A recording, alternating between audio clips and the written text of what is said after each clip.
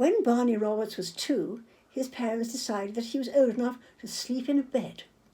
So on Saturday morning they set out to find Barney a grown-up bed. But some beds were too big for his bedroom.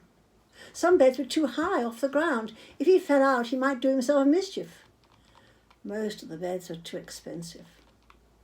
So Wendy and Stephen Roberts put the pushchair into the back of the car, strapped Barney in his seat and set off for home. Passing a field, Wendy gazed out at a great crowd of people and cars milling about. Suddenly she realised what was happening there. "Stop! It's a boot sale. Let's see if there's a bed." Stephen thought it was a waste of time, but boot sales wouldn't sell beds. Barney thought it was lunchtime and said so. But Wendy was determined. They parked and went in. There were stalls selling bits of china that no one could want. There were stalls selling second-hand shoes and clothes. They smelled.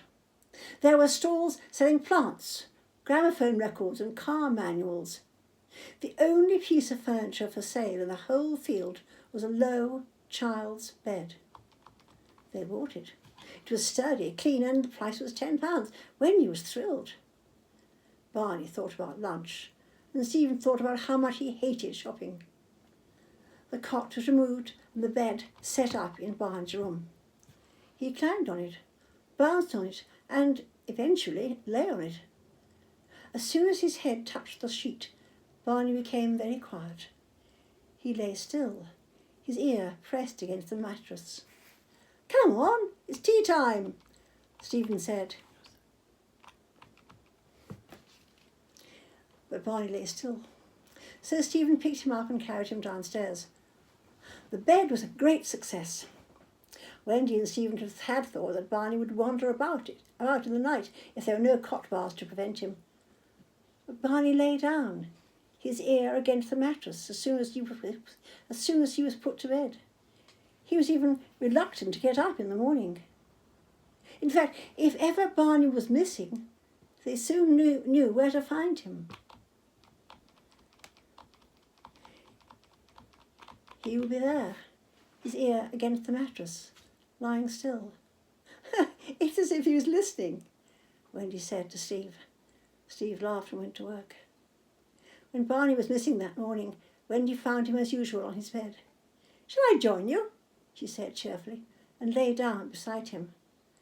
As soon as her head touched the bottom sheet, she heard them. Voices. She jumped off the bed and searched the house. There was no one there. Again she lay down beside Barney, and the voices were still there.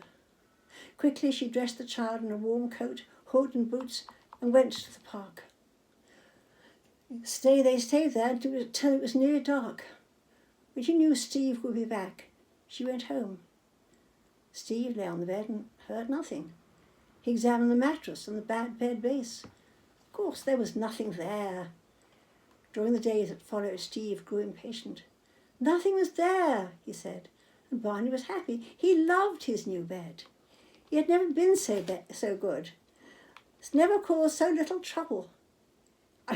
"Is it normal for a 2-year-old to spend hours lying down?" she demanded. He'd be there all day if I let him." She hated going to Barney's room, but one morning she gritted her teeth, went in and lay down. The voices were amused. She lay, petrified, not able to make out the words, but knowing they were talking about her, half smiling in sympathy with the whispers.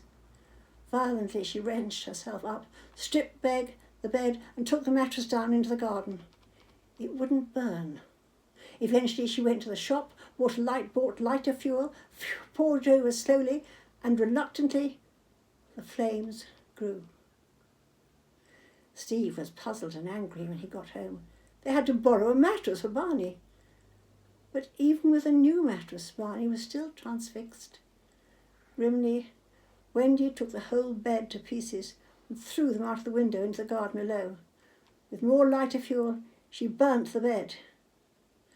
Barney now sleeps in the cot again, with the sides down. He's exhausting to live with, running about and into everything. Wendy has no regrets.